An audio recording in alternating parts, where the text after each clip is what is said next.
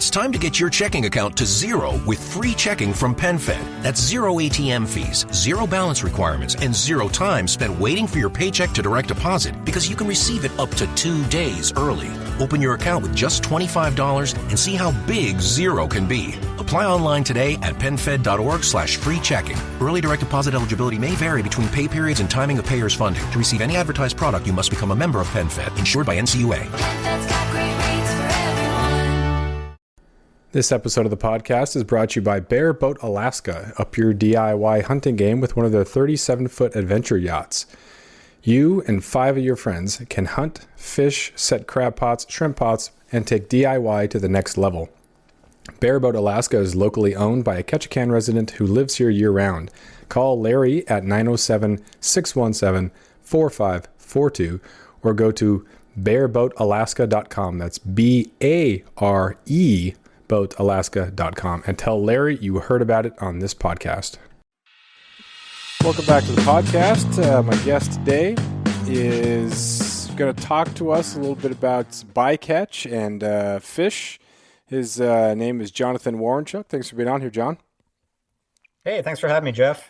So if you could give me a little bit of background on what your position is, what you do, and then I guess maybe an initial definition of bycatch, and then we'll go from there. Yeah, sure. So my name is Jon Warrenchuk. I'm a scientist. I have a degree in fisheries, actually, from University of Alaska Fairbanks, from way back. I work for a group called Oceana. So I'm a conservation fisheries biologist, a conservation scientist. Oceana is a nonprofit ocean conservation group. We're one of the largest ocean conservation groups. I think, in fact, we are the largest group solely focused on ocean conservation. I've worked here in Alaska, lived in Alaska for over 25 years and worked for Oceana for around 18 or 19 years, I believe. And my job, my title is campaign manager and ocean scientist. And what I do is basically focus on some of the industrial fisheries in Alaska and try to minimize the impacts of those fisheries through engaging in the management process. Mm-hmm.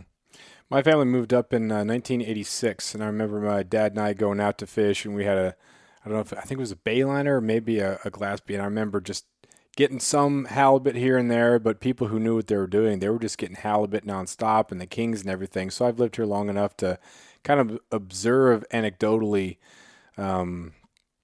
halibut and king salmon. And those are kind of the primary fish that are looked at when it comes to what impact the bycatch might be having. So why is bycatch a concern, and kind of what is it? Right. So we define bycatch as the unintended catch in fisheries. So it's catch that wasn't targeted but ends up being caught by the target fishery. And pretty much anything that swims or lives in the ocean can end up as bycatch. And you'll hear the phrase in the management process that every fishery has bycatch, and that's true to some extent. But where we focus our efforts are in the large volume fisheries in Alaska that the bycatch amounts, while maybe small in proportion to what they're targeting, still add up to millions of pounds, millions of individual animals and fish. And that's what we're trying to reduce and mitigate. Mm-hmm. Yeah, if you're seining or so bycatch. Oh yeah, sorry, go ahead. There was a little delay there for a second there. But like sure. Seiners and trollers, they're going to pick up a steelhead here or there. I got a buddy who's fishes halibut, and you got your long line, and so he'll be pulling up some spiny dogfish instead of halibut.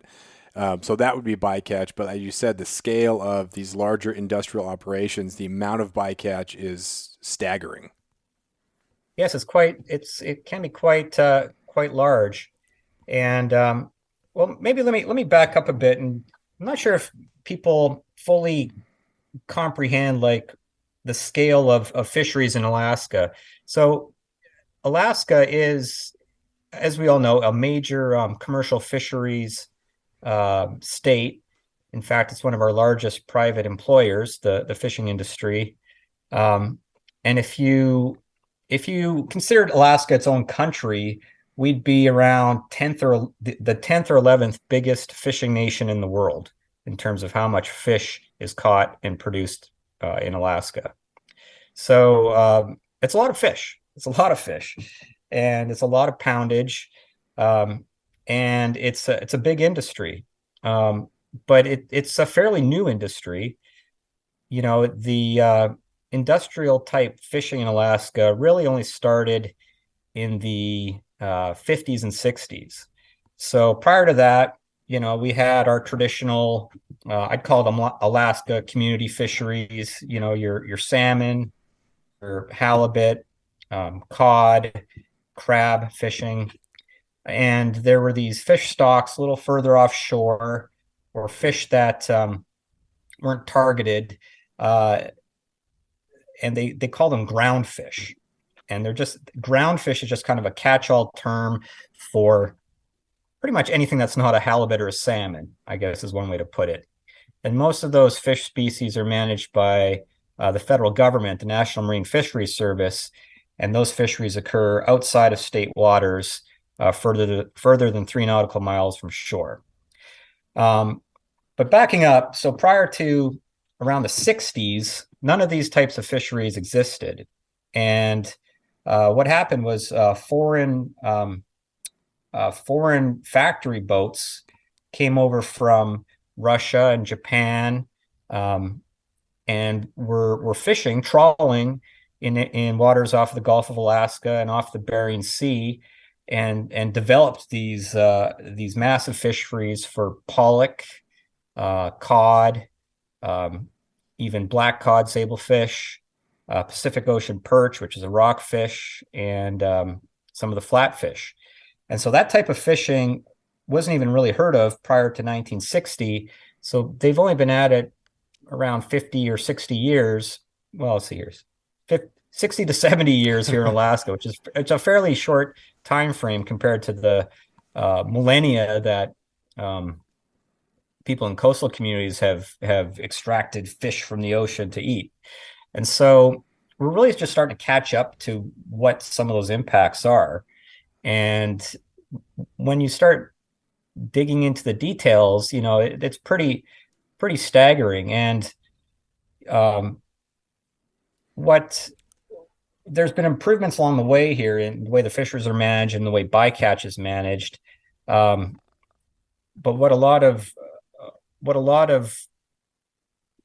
folks have been in the industry a long time, they've seen improvements along the way. So a lot of the discussion is about, well, it used to be worse and it's better now. But it's still not good, and it's still not perfect, and it's still not the best way to manage some of these offshore or some of these fisheries resources. Mm-hmm. And so the current industrial fisheries, and we're talking about trawling, not trolling, mm-hmm. not dragging or not trolling a line in the water with your boat, but this is trawling, which is dragging a large net. And I use the term net kind of loosely. It's a gear type, and there's lots of components to the gear. There's a foot rope, which can be a chain, or some kind of wire with rubber discs on it that can bounce along the bottom, and then steel doors that kind of hold the net open, and then a big long net itself. And it basically the idea that the doors and something called the sweeps, which are wires, they kind of herd the fish towards, you can think of a funnel, dragging a giant funnel through the water, sieving the ocean and herding these fish towards the net, and eventually they get packed into what they call the cod end of the net. And this is the kind of fishing where you can catch 10 tons of fish at a time. I mean, it's massive. 10 tons of fish is a lot of fish. Yeah. Like your seine boat, your trawler, stuff like that. You've got to find your area, and you set your net, and the fish maybe they're there, maybe they're not. And some of my buddies who worked on commercial fishing boats talk about getting water hauls. And so, the very few fish as they're bringing the net back over. With this trawler, it's an indiscriminate bottom fish just scooping up massive amounts of fish, and you're getting so much on every. And I think in your presentation you did at the Alaska Outdoor Council, talked about just acres of worth of ocean bottom being just almost picked clean. After years of fine print contracts and getting ripped off by big wireless providers, if we've learned anything, it's that there's always a catch. So when I first heard that Mint Mobile offers premium wireless starting at just $15 a month, I thought, what's the catch? But after talking to them and using their service, it all made sense. There isn't one. Mint Mobile's secret sauce is that they're the first company to sell wireless service online only. They cut out the cost of retail stores and pass those sweet savings directly to you. For anyone who hates their phone bill, Mint Mobile offers premium wireless for just $15 a month. I was hesitant about having to get a new phone and a new phone number, but with Mint, you can use your own phone with any Mint Mobile plan and keep your same phone and your same phone number along with all of your existing contacts. Mint Mobile gives you the best rate whether you're buying for one or for a family, and at Mint, families start at 2 lines. All plans come with unlimited talk and text plus high-speed data delivered on the nation's largest 5G network. Switch to Mint Mobile and get premium wireless service starting at just $15 a month. To get your new wireless plan for just $15 a month and to get the plan shipped to your door for free, go to mintmobile.com/waypoint. That is mintmobile.com/waypoint. Cut your wireless bill to $15 a month at mintmobile.com/waypoint. Right. So, these nets, they can be as wide as a football field, so like 300 feet wide, and they can be dragged for 5 to 10 miles. And so if you do the calculations, one haul, one drag of a net can cover a couple hundred acres that way, a big long strip. And you can imagine, and this occurs tens of thousands of times, offshore in Alaska waters. And as these trawl tracks crisscross each other, sometimes, they're limited to kind of core fishing areas where the industry knows where the fish are. And sometimes they move around a little bit to avoid bycatch. But what you have is, areas of the seafloor in Alaska, which are in a constant state of disturbance, basically. And the Fisheries Service goes through some motions to estimate what some of those impacts are, because they are required to, actually, because it is against the law to destroy fish habitat. But the Fisheries Service takes a bit of a myopic view here in that they really look at how well the fish stocks are doing, and they try to draw conclusions as to how healthy the habitat is through that process. While they do estimate like how long it might take certain habitat features to recover, even the Fisheries Service's estimates say that something like, let me recall here, in the Gulf of Alaska, 20 or 30,000 square kilometers are in some sort of state of trawl disturbed habitat, mm-hmm. which in my mind is it impacts other users, other stakeholders of the ocean resource. This trawling is one of the only fishing techniques that leaves the habitat in poorer condition than when they started. Mm-hmm. And there's little mitigation, little recourse for the industry for causing that effect. We have some closed areas in Alaska that are protected from trawling. So there has been some efforts to move trawlers out of areas where the habitat is sensitive, or we've demonstrated there's deep sea corals there that could be at risk from trawls. There's been some actions to prevent expansion of trawling into the north. But still, a lot of the Bering Sea shelf and most of the Gulf of Alaska shelf is open to trawling. Mm-hmm. And part of the problem with that is that you have these areas that are kind of the nursery for halibut, and so if you end up picking up massive amounts of in this nursery habitat for halibut, you might be having a pretty profound impact on the stock going forward. Yeah, one of the great ironies is in the southern part of the Bering Sea is an area that, going back even to the 1920s, early halibut fishery managers recognized that it was an important area for juvenile halibut. It was a halibut nursery. But since the rise of trawling in the modern age, it's become an area known as Cod Alley, which is one of the most heavily trawled areas in Alaska. Oh, man.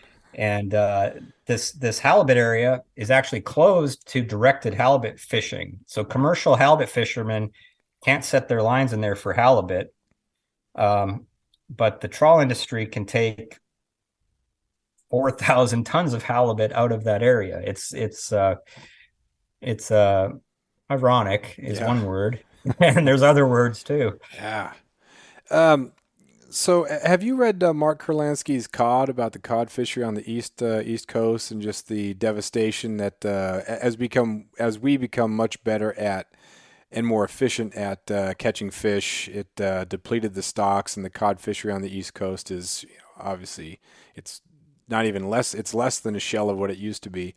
Do you see going forward, is that like a worst case scenario? Do you think that we have a chance? Because obviously trawling isn't the only problem. There's some other issues that have to go along with other pieces to the puzzle. But do you see that as a possibility happening over here with the efficiency of the trawling and other factors? Yeah, that's a classic fisheries book, that Cod. Everyone seems to have read it. It's a good read. Well, Pacific cod, the fishery for Pacific cod specifically, that kind of developed after the Atlantic cod fishery. So when they found cod stocks up here in Alaska, that was one of the first fish to have fishing companies develop to target. And they used to have these cod fish camps along the Alaska Peninsula and in the Aleutian Islands and parts of the Gulf. And, they would go out and target cod in small boats and jig for them. And it was a pretty small fishery, but it was still, pretty substantial. They'd salt the cod and send it back to San Francisco. But that was kind of one of the first entries into the commercial type fishing in Alaska for these offshore ground fish. Now for cod, and cod is one of these fish that you can catch with a whole bunch of gear types. You can catch them in pots. You can catch them with hook and lines and jigs, long line. But we have a massive trawl fishery for cod here in Alaska. So about half the cod is caught through trawling, which again is one of these things where there is cleaner, less damaging gear types that exist for targeting cod, but they can't catch them in the same volumes that one boat with a trawl can. Yet we're still managing the cod fishery to make allowance for opportunities for trawling for them. And I can go on and on about cod trawling because it does present kind of a problem that you have this fish can be caught with lots of different gear types with less damage, but the fishery managers, that's the Fishery Service and the North Pacific Fishery Management Council, they carve out opportunities for the trawlers to target cod, and it only works to trawl for cod when they're aggregated up just before they spawn. So, in fact, the Fishery Service actually opens the cod season to the trawlers first for them to drag through these pre-spawning cod schools and kind of get their first cut at the cod. Now that's kind of a growing concern of mine, is that, and there's some science around what the effect of disturbing a school of fish is with that kind of behavior. And so fish, of course, fish school, that's part of their behavior, part of their life history, part of the way they avoid predators. You get into school, part of the way they, for lack of a better word, socialize, mate, and interact and be fish, right? And spawn and all that. And so disturbing and targeting the fish when just before they're trying to do that does have some effects. They've done some studies in Iceland on what happens to a cod school after you drag a net through it. And it kind of course, as you would expect, scatters the school, and the school may or may not reform, and it might have some impacts on their spawning success. Now, this is something that the Fisheries Service kind of ignores, doesn't worry about, because our cod populations, at least in the Bering Sea, have been fairly large recently, even though we had this big warm blob event in the Gulf of Alaska a few years ago, which completely decimated the Gulf of Alaska cod population. But nonetheless, all these types of impacts that we're just starting to understand, they cumulatively add up. Mm-hmm. And it's the large trawl portion of the industry that has the largest cumulative effect on all these things. Mm-hmm. So we touched on halibut, touched on cod, and what about the Chinook now? People, when they think of dragging the bottom, they think of some of the bottom fish, the flat fish, but what's the impact on Chinook? And I got some numbers here that are just terrifying to think about, like how the Chinook can, because we're not really sure what's happened to them anyway. We're looking in the spawning grounds, what we can do to make sure that they can get up there and they can spawn. But if there's also dangers that are out in the ocean when they're doing their thing out there, that does not bode well. So what do you have as far as Chinook bycatch? Yeah, Chinook are in a very sorry state up and down the coast here. Chinook have been on a 50-year decline, it seems. Coincidentally or not, that's over the course of the rise of industrial fisheries in Alaska. Chinook, as our longest lived salmon species, have to be out at sea for 4 or 5 years, 2 years in freshwater, 4 or 5 or 6 years in the ocean. That's how you get your big Kenai Chinook returning. So they have to avoid, predation, get enough to eat, avoid disease, injury, all that stuff for many years in the ocean before they return back to sea. So, trawling and bycatch, is just another source of mortality in the open ocean in their juvenile and adult stage or subadult stage.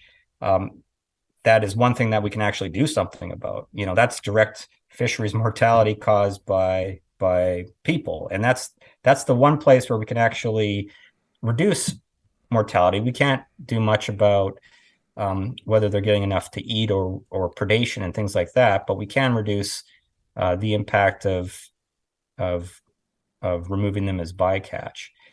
And the Fisheries Service and the Fishery Council and Fish and Game, they're working hard, and the industry are all working hard to avoid salmon bycatch. Now, there's been a number of regulations put in place to, first of all, limit the number of salmon that could be caught in many of these fisheries. So there is a hard cap limit for Chinook salmon bycatch in the Bering Sea and in the Gulf of Alaska groundfish fisheries. And that's measured in the tens of thousands of fish, which always sounds like a lot when you're not getting allowed to fish in our salmon fisheries close to home. But it is a small number compared to the millions of pounds of pollock and other species that the trawlers are targeting.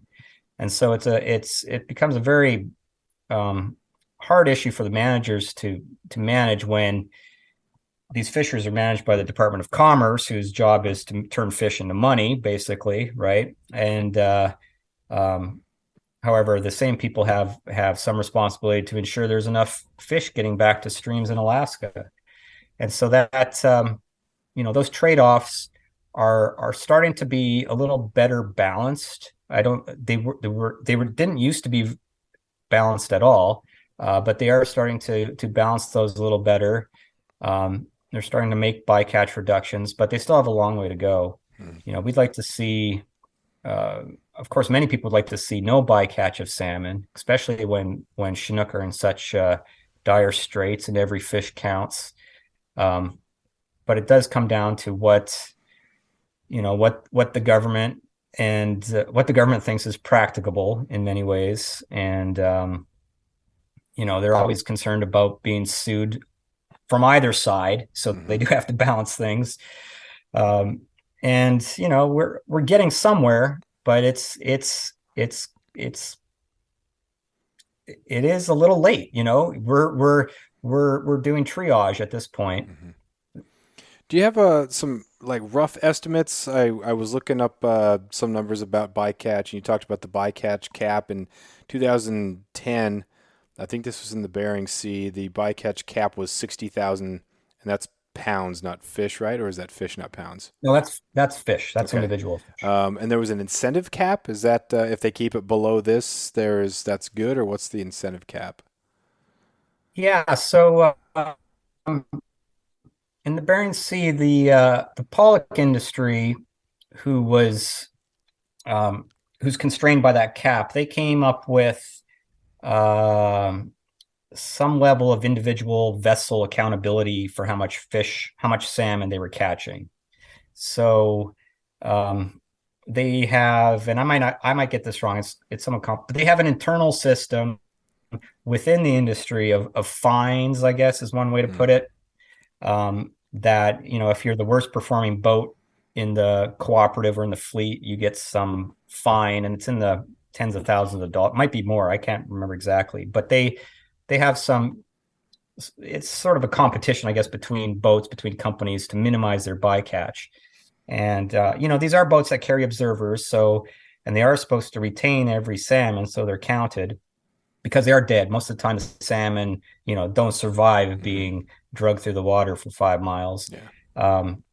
And then, the observer counts the fish, and the fishery service estimates how much they are. And they do pay for their own program, kind of a real-time monitoring reporting system where someone back in head office is getting catch rate reports from all the vessels when they're at sea, and may recommend moving vessels out of areas or into other areas where the bycatch is lower. So they are working at it. The industry is aware of the problem, and they do recognize the bad press and the feelings around bycatch in Alaska. And I have to believe they're trying to do what they can, but there is an inherent problem with trawling. I mean, it's dragging and sieving huge nets through the water, and Chinook salmon is just one of many species that does end up in those nets that would otherwise be returning to kelp beds to spawn in case of herring, or everything from whales and sea lions to seabirds. I mean, percentage wise, when you weigh all the bycatch that the pollock fishery catches against the amount of pollock that they catch, it does appear fairly low, percentage wise, but that's just a reflection of how big the pollock fishery itself is. Yeah. What's the percentage of bycatch to the recreational / subsistence percentage? Is it I hope it's not equal, but the accidental death versus the use death, how does that compare? I don't know, but at one point, I was just the commercial Chinook salmon harvest in Alaska has been between 200,000 to maybe 300,000 fish in recent years. And bycatch caps in the Bering Sea, say 40,000, and in the Gulf 25,000. So that's they've been under that cap ever since those caps have been put in place. So it's not like they're equal, but they are, they're not de minimis. They're not nothing. Yeah. And they're certainly, they do genetic testing now on the fish that are the salmon that are captured as bycatch to determine what streams they would have been heading to. And they also use that, an index of abundance at sea to kind of float the cap sometimes. It can go down, 60,000 is the limit, but it can also go down if the Chinook abundance at sea is below a certain threshold. It's pretty surprising, since I've been working on this, how little we knew about salmon behavior and abundance when they're in the ocean. It was we had no good estimates of how much salmon could be in the ocean at any one time. Nobody was really studying that. Fish and Game studies it only when the fish are back towards shore and they're opening and closing fisheries. And there wasn't really anyone taking responsibility for that kind of management. But now I think they're cluing in and doing a little more. Yeah. So it's not equal, but it is definitely a chunk that could be a lot of fish that could be used elsewhere. Sure. Now, obviously, it's a very complex thing. The last thing any of us who are kind of, I don't want to say anti-trawl, but maybe anti-trawl, we don't want the people who are fishing for a career, we don't want them to just go hungry, or, I don't want you to have a job because I don't think trawling is good. But what is the kind of way out for this? Is there a way that we can maybe still have trawlers but reduce the limits even more? Is the only way we're out of this is if we do ban trawling and hope that people who have jobs on trawlers find other jobs, or what's a productive way out of this? Right. Well, it's it's definitely a complicated issue, but I think there's a couple ways to tackle this. One is we need to change the narrative somewhat that you go to these meetings and the industry talks about the trawl grounds or the fishing grounds. But you know what those are? They're fish habitat. Those are some of the most important fish habitats in the Bering Sea and Alaska and the North Pacific. They're not a single stakeholder. There isn't just the trawl industry that's a stakeholder in utilizing those areas. Anyone who catches salmon or halibut or any other fish that grows to maturity, feeds, lives in that important habitat is a stakeholder. So we have to change the narrative that no, it's not the trawl grounds, it's not cod alley. This is essential fish habitat for this whole suite of species. And then one of the things that we'd like to see is limiting the footprint of trawling. We know where trawling has occurred in the past and currently. There are some areas that are heavily trawled by the industry, and then there's some areas where, for whatever reason, they may want to top up on a certain species, or they may be looking for fish, kind of scratch fishing, and that's how you kind of spread out the impact of trawling over a larger area without catching as much fish.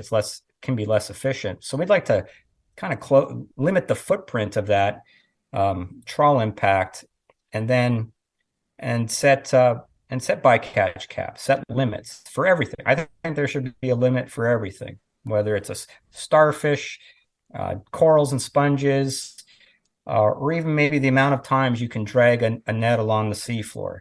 We need some cap or limit or threshold that the industry can work within and under and continually improve their performance. So in the Gulf of Alaska, trawling is still kind of it's still kind of a low, it's not as abundant, or trawling isn't as huge as it is in the Bering Sea. And I think especially in the Gulf, we still have an opportunity to kind of get our hands around it and manage it better. So the Gulf, by freezing the footprint or limiting the footprint of trawling, we could actually put a lot of habitat off limits for now from trawling, and then focus on bycatch reductions in the hot spots that it's occurring. Mm-hmm. Sometimes we operate in a black box. We don't know exactly what's going on out there if some of these fisheries aren't observed. And so that's one way to, kind of contain the impact to places that may have already been disturbed by trawling, but continue to, for whatever reason, attract the fish that they're targeting, and then try to minimize bycatch occurring in those areas. If people want to get involved or be more educated, where are some resources that they can do? How can they get involved or any of that stuff? Sure thing. Well, we have a website at Oceana on the Gulf of Alaska. We have a nice report around the costs of trawling in the Gulf, which details the amount of bycatch and the amount of habitat impacts that occur from the trawl industry. You can find that at oceana.org somewhere. Gulf of Alaska, easy to Google. You can go to these meetings. They are draining and they take a long time, and it's a lot of reading. And boy, if you don't do your homework, they really jump on you. But getting involved in the stakeholder fishery management process can either be therapeutic or more frustrating because there is a lot of inaction sometimes. But the managers, they do need to hear the concerns from people, especially fishermen who are concerned about this. I mean, because it's taking fish away from their fisheries, and it's taking, even worse, the habitat aspect, degrading the quality of the habitat, I think, is probably one of the biggest travesties of trawling, because while the direct bycatch is a problem, the numbers that we hear about are relatively uncertain. I think we have some idea, but they're not, completely accurate. And there's a lot of fish that tumble through the nets, maybe go through the mesh, and we don't know what happens to those. We do know that orcas pick off the bycatch as it's thrown over the side. I know that's a problem with the halibut bycatch. There's this ridiculous regulation that halibut caught on a trawl boat, they have half an hour to throw the halibut back into the ocean before they're counted against their bycatch limit. That's an interesting one. Oh, wow. Yeah. Yeah. Huh. So, you could imagine a halibut that's been dragged through the ocean for 5 miles in the bottom of a cod and but then is sorted out on deck and thrown back in the water. And then the orcas are sitting there waiting to pick it off. Yeah, they're smart. Yeah. Closing thoughts. What do you got? Gee, well, we are lucky in Alaska that we still have, for the most part, relatively healthy fish populations. However, some of our favorite fish, halibut, Chinook salmon, king crab, those are the ones that are in trouble, and those are the ones we need to protect habitat. We need to, identify those nursery areas. We need to stay the heck off of trawling on top of any habitat that they rely on, and we need to reduce the numbers of fish that are caught as bycatch by these fisheries. Cool. Thanks a lot. I really appreciate your time. It's nice to talk to someone who's obviously done a lot of research. Appreciate your time, and hopefully we can do something about this. It's a process. Yeah. Cool. Thanks again. Appreciate it. All right, Jeff. Nice to meet you. Thanks. You too.